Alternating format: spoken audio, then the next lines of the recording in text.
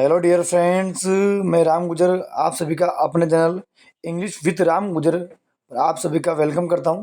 चलिए आज हम पढ़ते हैं आप लोगों की जो क्लास 10th की जो पोएम आप लोगों के 4th नंबर की जो पोएम दे रखी है, how to tell wild animal, जंगली जानवरों को कैसे पहचाने। आप किस प्रकार से जंगली जानवरों को आइडेंटिफाई कर पाएंगे।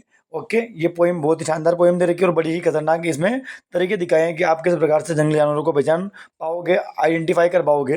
This humorous poem suggests some dangerous way to identify wild animal. तो यहाँ पर ये जो पोइम है ना, कौन सी पोइम है?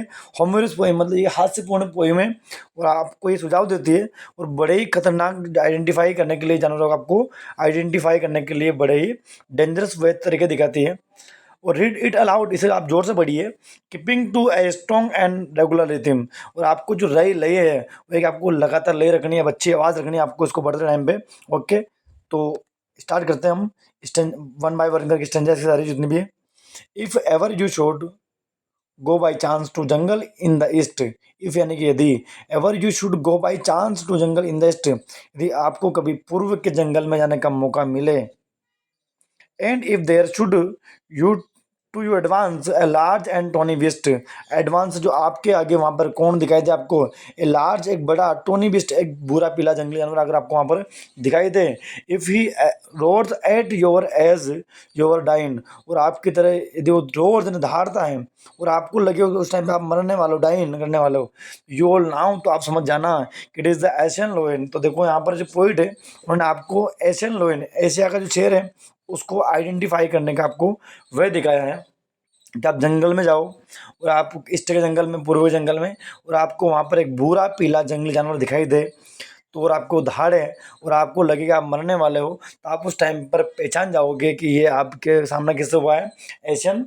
लोयन से हुआ है। तो ये बड़ा ही खतरनाक तरीका दिखाया है। आपको इसको अपनी डेली लाइफ में यूज़ नहीं करना है, ना आपको जंगली जानवर के सामने जाकर देखना कि ये सही तरीका है गलत तरीका है। केवल ये होमो से हास्यपूर्ण तरीका है केवल है, तो आपको इनको ज़्यादा लोड नहीं लेके चलना इन चीज़ों को सबके ऊपर। और if some time when roaming round, हमारे जो नेक्स्ट बात कर रहे हैं, हम बात कर रहे हैं हमारा बंगाल टाइगर के बारे में।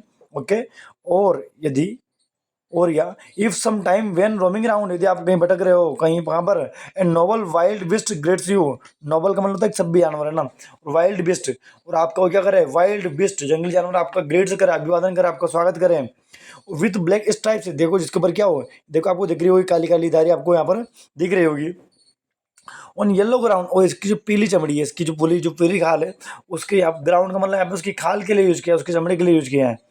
और उसकी पीली चमड़ी पर यदि आपको ब्लैक स्ट्राइप्स दिखे, काली धारियाँ दिखें, just notice if he it's you, और आप उस टाइम में तुरंत ध्यान दे लेना कि वो अब आपको खाने वाला है।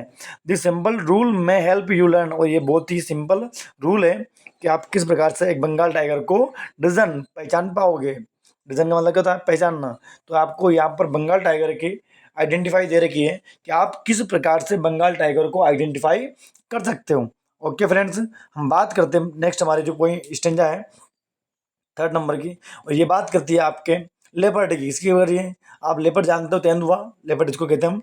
इफ स्ट्रोलिंग फॉर, यदि आप आगे घूमते हुए, ए बिस्ट यू, कि आप कहीं घूम रहे हो और आप आगे बढ़ रहे हो और आपको एक जंगली जानवर दिखाई दे, हुज हाइड, जिसको यहाँ पर देखो पहले बंगाल टाइगर में आपको वहाँ पे दिखा था ग्राउंड, यहाँ पे दिखा है इसके लिए हाइड। हाइड का मतलब बोलो यहाँ पे उसकी क्या है, जो चमड़ी है उसके लिए यूज किया है।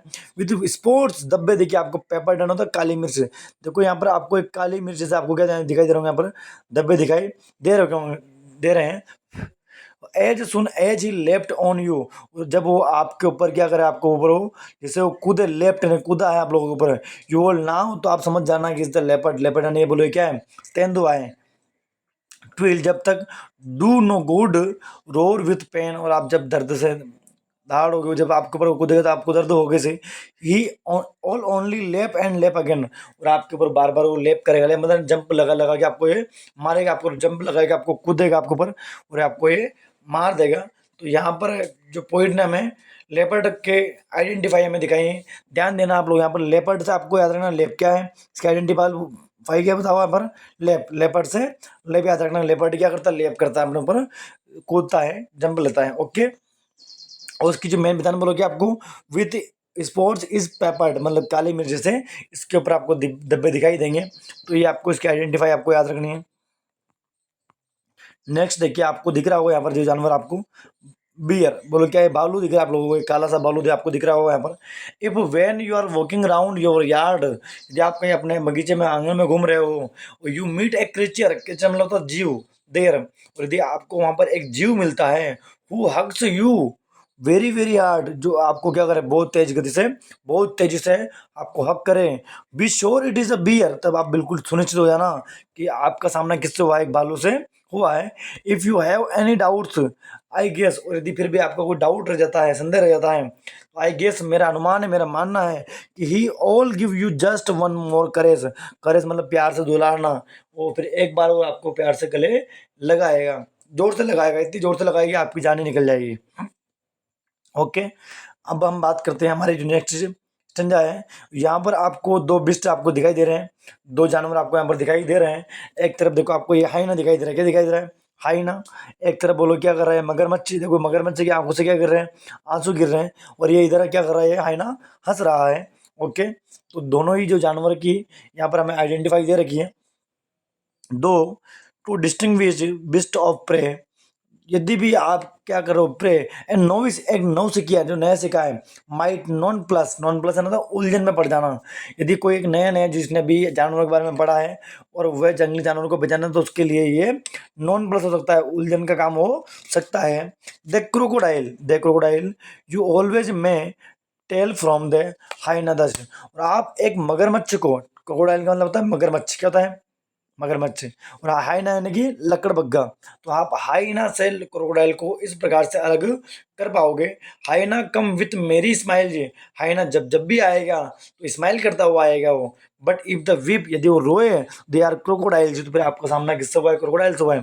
तो ध्यान रखना, दो आपको बातें याद रखनी है आपको, क्रोकोडाइल हमेशा बोलो क्या करेगा, विप क्या करेगा, ये विप करेगा, और बोलो स्माइल कौन करेगा, बताओ ये स्माइल कौन करेगा, स्माइल कौन करेगा बताओ आप, हाइना क्या करेगा, हमेशा स्माइल करता हुआ दिखाई देगा। ओके फ्रेंड्स, नेक्स्ट हम बात करते हैं हमारी जो लास्ट चेंजेज है कैरोलिन वेल्स की, हम बात करते हैं इसके ऊपर।